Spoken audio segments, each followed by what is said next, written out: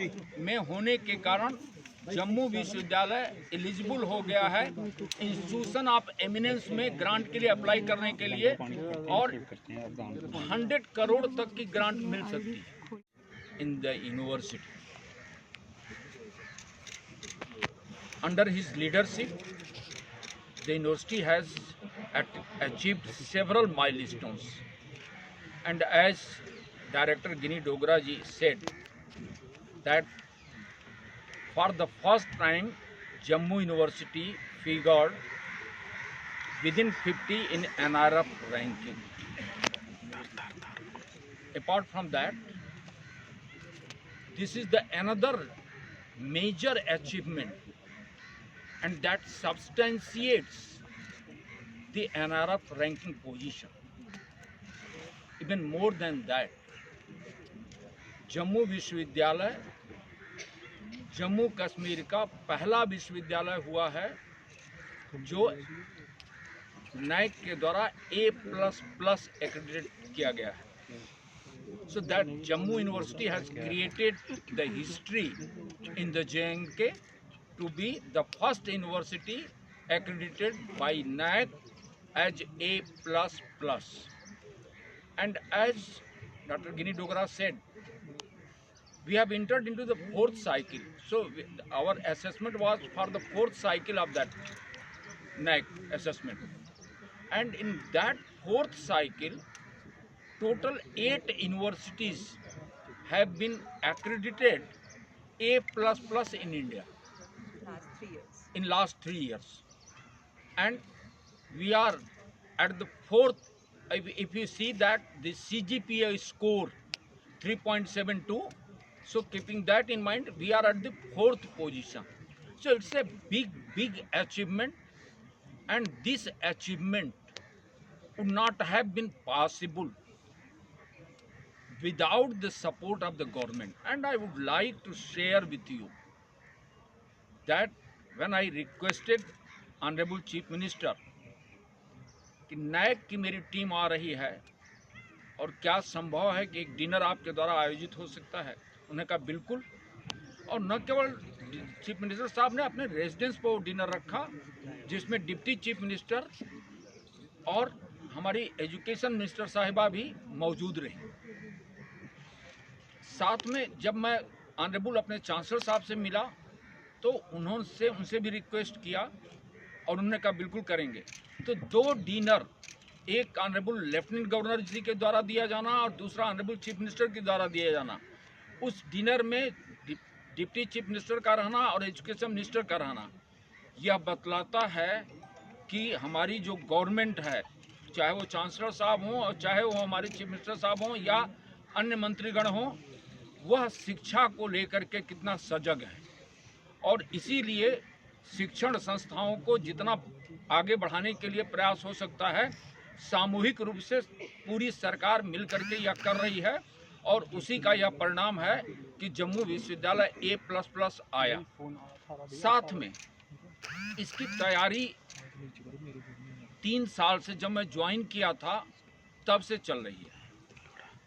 और मैं ये कहना चाहूँगा कि मुझे जो जम्मू विश्वविद्यालय में ओनरशिप दिखाई पड़ी है, वह ओनरशिप मुझे अन्य किसी शिक्षण संस्था में दिखाई नहीं पड़ती है. और इस बात को जो टीम NAAC आई थी उसने इंडोर्स किया कि जो कोऑपरेशन, जो कोऑर्डिनेशन जम्मू विश्वविद्यालय में देखने को मिला है वह अन्य विश्वविद्यालयों में नहीं मिलता है. और ये क्रेडिट अगर जाती है तो विश्वविद्यालय प्रशासन के जो लोग हैं, dean academic affairs, dean research studies, dean planning, DSW, या हमारी जो स्टीयरिंग कमेटी थी उसके भी मेंबरान यहाँ बैठे हुए हैं. लंबा हो जाएगा अगर हम नाम लेंगे उनका. तो सभी लोगों ने मिलकर के काम किया. और साथ में हर एक अध्यापक, हर एक डिपार्टमेंट से, हर एक ऑफिसर, हर एक नॉन टीचिंग, हर एक नॉन गजेटेड, सभी के सहयोग से आज वो दिन आया है. और बच्चों ने अभूतपूर्व सहयोग किया है, लड़कों ने. छात्र छात्राओं ने अभूतपूर्व सहयोग किया है, चाहे वो कल्चरल एक्टिविटीज़ के द्वारा हो, चाहे हॉस्टल में उनकी पेंटिंग के द्वारा हो, प्लांट्स लगाने के द्वारा हो। तो मैं आप मीडिया के लोगों को भी कहना चाहूँगा कि 3 साल के मेरे टेन्योर में आपने जो मदद की परसेप्शन जम्मू विश्वविद्यालय का क्रिएट करने में, मैं पूरे जम्मू विश्वविद्यालय की तरफ से आपका आभारी हूँ। और मैं अपनी प्रसन्नता, अपना धन्यवाद अपने सारे जो हमारे टीचर हैं, जो हमारे कर्मचारी हैं, जो हमारे ऑफिसर हैं, जो हमारे छात्र हैं और जो हमारे सिविल सोसाइटी के लोग हैं, जो हमारे एलुमनाई हैं, उन सबका सहयोग मिला है। उन सबके सहयोग का यह प्रतिफल है। यही बात मैं आपके सामने रखना चाहता था। धन्यवाद। इसको दो भाग में देखें, एक विश्वविद्यालय की तरफ से एफर्ट्स और दूसरा अभूतपूर्व सहयोग हमारे ऑनरेबल चांसलर साहब का, और उनकी जो एक विजनरी लीडरशिप रही वह मुझे गाइड करती रही। हायर एजुकेशन काउंसिल कॉन्स्टिट्यूट हुआ वो 2 साल पहले उन्हीं के समय में, और हायर एजुकेशन काउंसिल के माध्यम से विश्वविद्यालयों को लगातार एक डायरेक्शन क्या मिलता रहे, और उसको चेयर करते हैं ऑनरेबल चांसलर साहब। तो मुझे आई एम फॉर्चुनेट कि मुझे उनके साथ काम करने का मौका मिला और शिक्षा को समझने का एक अवसर प्रदान हुआ। उसमें vice chairman higher education council ने भी बड़ा रोल प्ले किया है। अभी सरकार आ गई है तो हमारे चीफ मिनिस्टर साहब, डिप्टी चीफ मिनिस्टर साहब, एजुकेशन मिनिस्टर साहिबा, तो हमारा जो गवर्नमेंट हायर एजुकेशन डिपार्टमेंट है, अब आप समझ सकते हैं कि 2 करोड़ रुपए सिर्फ नैक में रिपेयर एंड मेंटेनेंस के लिए जम्मू यूनिवर्सिटी को हायर एजुकेशन डिपार्टमेंट की तरफ से मिला। तो ये अभूतपूर्व जो सहयोग हर कॉर्नर से मिला। उसी तरह से हमारे जो टीम मेंबर्स हैं, हमारे जो अध्यापक हैं, ऑफिसर हैं, छात्र हैं, कर्मचारी हैं, तो ये क्रेडिट उनको जाती है। और दूसरा प्रश्न आपका क्या था, ये बताएं। वीसी साहब, अब मुझे ये बताएं, जैसे आपने बताया कि जो नैक A++ आपको मिला है, ग्रेड मिला है, उसमें अब ग्रांट भी बढ़ेगी, तो उस जो यूजीसी की तरफ से ग्रांट जिस तरह से इंक्रीमेंट होगी, एनहेंसमेंट है, किन जगहों पर उसे ज़्यादा इस्तेमाल किया जाए? कौन से ऐसे एरियाज़ हैं जिस पर आपका ज़्यादा फोकस रहेगा? रिसर्च को लेकर के एक है हमारा जो फोकस रहेगा, और दूसरा मुझे इनोवेशन टावर जो हम खड़ा कर रहे हैं, तो उस इनोवेशन टावर को एक कह सकते हैं कि फर्निश करने के लिए जो सपोर्ट होगा, या कह सकते हैं कि टोटली इंफ्रास्ट्रक्चर, रिसर्च, ये 2 चीज़ें हैं जिस पर कि मेजर फोकस हमारा रहेगा।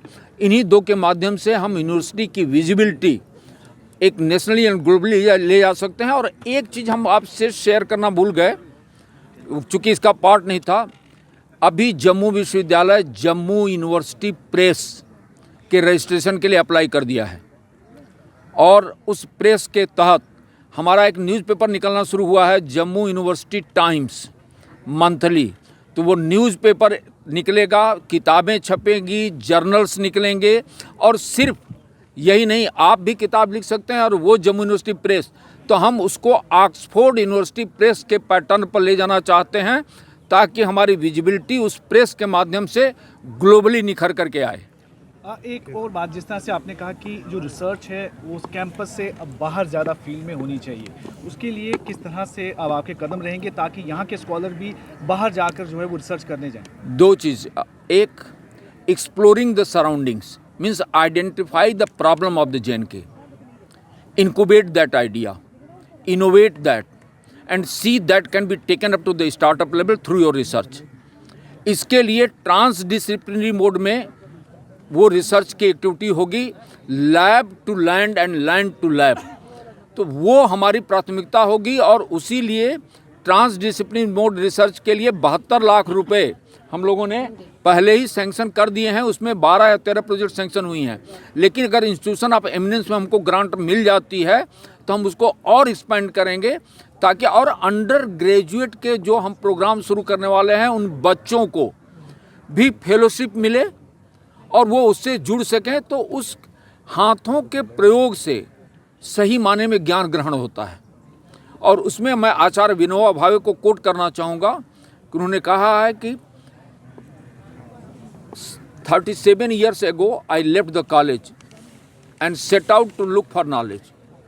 In the college, they taught me many things, but knowledge was not one of that. When I left behind the college, infinite gateways of knowledge were open to me. तो हम जो चार दीवारियों में कैद कर दिए हैं शिक्षा को, उससे बाहर निकाल करके समाज और राष्ट्र की आवश्यकताओं से जोड़ करके शिक्षा को चलाना होगा। सर, आखिर में इस रैंक को हासिल करने के लिए किन किन को श्रेय देते हैं और उसके लिए क्या करेंगे? एक्सेप्ट वाइस चांसलर, मैं सबको श्रेय देता हूँ। सिविल सोसाइटी से ले करके हमारे यूनिवर्सिटी के जो वाइस चांसलर के टीम मेंबर हैं, टीचर हैं, ऑफिसर हैं, कर्मचारी हैं, नॉन गेस्टेड एम्प्लॉई हैं, छात्र हैं, आप लोग मीडिया के लोग हैं, मैं सबको श्रेय देता हूँ।